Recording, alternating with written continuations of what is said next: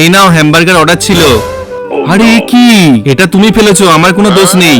কি রে, আমার বার্গারটা এলো? না মা, এখনো আসেনি। হ্যাঁ, এখানে তো ডেলিভার্ড দেখাচ্ছে। কি ব্যাপার, দেখি তো গিয়ে। কি রে, আমার বার্গারটা কোথায়? শুনতে পাচ্ছিস না কানে? আরে কি? যাক বাবা, বেঁচে গেছি। মা ওঠার আগে তাড়াতাড়ি একটা বার্গার বানিয়ে ফেলি। বন্ধুরা, যতক্ষণ আমি বার্গারটা বানাচ্ছি ততক্ষণ তোমরা গরিব মানুষদের যদি তুমি ভালোবেসে থাকো এবং এই ছেলেটার মতো তুমিও যদি গরিব মানুষদের হেল্প করতে চাও, তাহলে একটা লাইক করে কমেন্টে ইয়েস লিখে যাও। এই তো বার্গারটা রেডি হয়ে গেছে। এই যা, মা চলে এসেছে।